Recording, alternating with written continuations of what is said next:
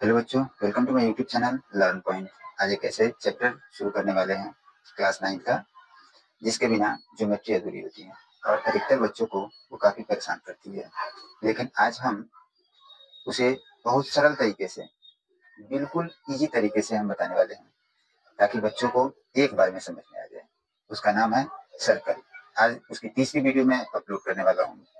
2 video पहले आ चुकी है, 9.1, 9.2, आज 9.3 अपलोड हुई। अगर आप चैनल पे पहली बार आए हैं तो वीडियो को अंत तक देखें और इसे लाइक जरूर कीजिएगा, सब्सक्राइब कीजिएगा और अपने दोस्तों को भी शेयर कर दीजिएगा, ताकि वे लोग भी अच्छे से समझ पाए इस सर्कल चैप्टर को। चलिए शुरू करते हैं वीडियो।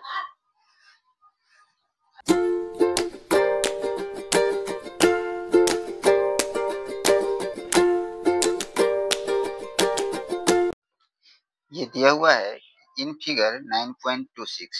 ये फिगर का है 9.26। इसमें A B C D are 4 points on a circle.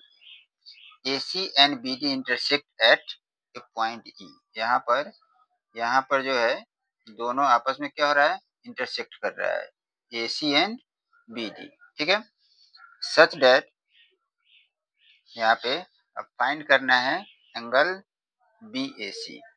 क्या फाइंड करना है, एंगल बी ए सी, ये वाला एंगल फाइंड करना है। सेम सेगमेंट होने के कारण ये बी सी क्या है, सेगमेंट हो गया, और सेम सेगमेंट होने के कारण ये दोनों एंगल आपस में क्या होता है, बराबर है। यानी कि हम लिख सकते हैं कि angle B A C equal to angle C D B. ठीक है, हम यहाँ पे लिख भी सकते हैं ब्रैकेट में सेम सेगमेंट।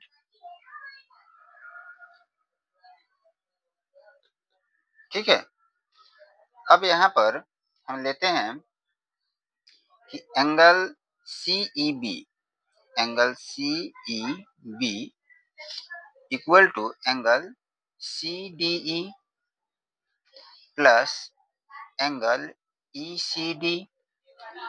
यानी कि अब यहाँ पे ये वाला एंगल इक्वल टू, यानी कि ये वाला एंगल इक्वल टू ये वाला एंगल। ठीक है बच्चों, ये वाला एंगल और ये वाला एंगल, यानी कि angle sum property, exterior angle.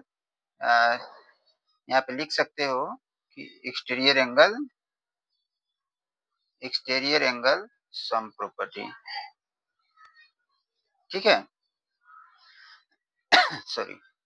अब यहाँ पर इसका जो वैल्यू एक्सटीरियर एंगल कितना दिया हुआ है, तो 130 degree equal to angle C D E. ठीक है, अब प्लस 20 डिग्री। ठीक है, angle C D E equal to 130 minus 20 degree, यानी कि 110 डिग्री। अब सी डी ई कौन सा एंगल है, तो ये वाला सी डी ई है। तो angle C D E equal to angle B A C. अब angle B A C equal to 110 degree, ये आपका आंसर हो गया।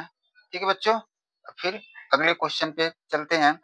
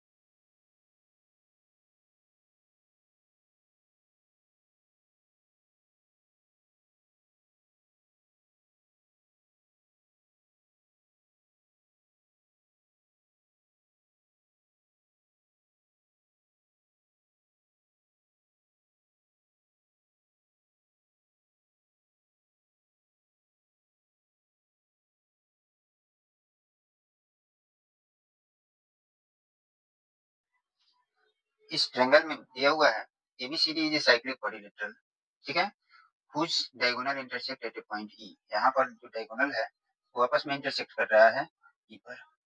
इफ एंगल DBC 70 डिग्री है और BAC 30 डिग्री है, फाइंड एंगल BCD और फाइंड एंगल ECD। इसमें दिया हुआ है कि AB और BC आपस में बराबर है, यानी कि ये वाला एंगल और ये वाला एंगल आपस में बराबर है। यहाँ पर अगर 30 डिग्री दिया हुआ है, ये 30 डिग्री है, तो ये भी 30 डिग्री होगा, ठीक है।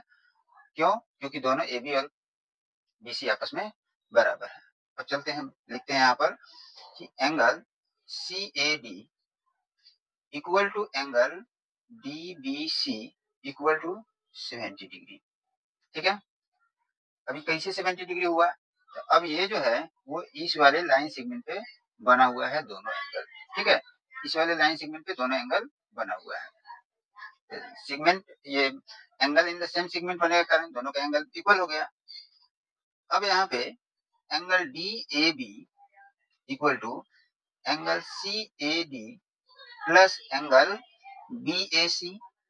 फिर यहाँ पे लिखेंगे कि angle DAB equal to 70 degree और प्लस 30 डिग्री।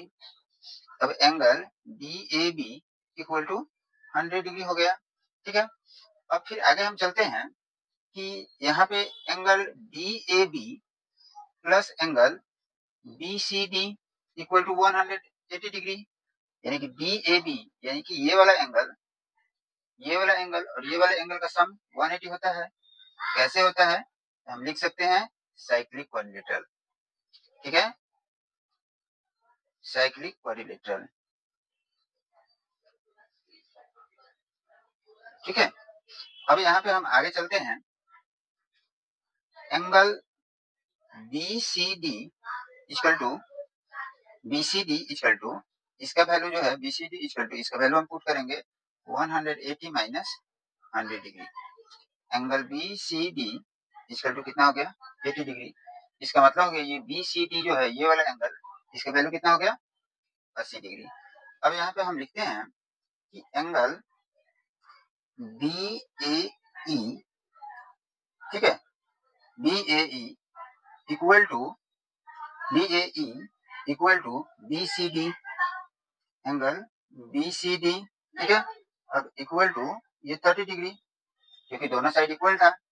अब फिर हम आगे चलते हैं, यहाँ पर लिख सकते हैं कि angle BCD equal to angle BCE plus angle ECD। अब BCD कितना है? 80 डिग्री। अब BCE कितना आया है? BCE हमको BCE 30 डिग्री है, ठीक है। चलिए यहाँ पे BCE ही होगा, ठीक है। अब प्लस ECD, अब ये दोनों आके इधर आके माइनस हो जाएगा। Angle ECD equal to 80 degree minus 30 degree, यानी कि इक्वल टू 50 डिग्री, ठीक है। तो अब हमको निकालना क्या क्या था, यानी कि ECD यहाँ पे ECD और BCD, तो BCD यहाँ पे वो निकल गया और ECD यहाँ पे निकल गया, ठीक है।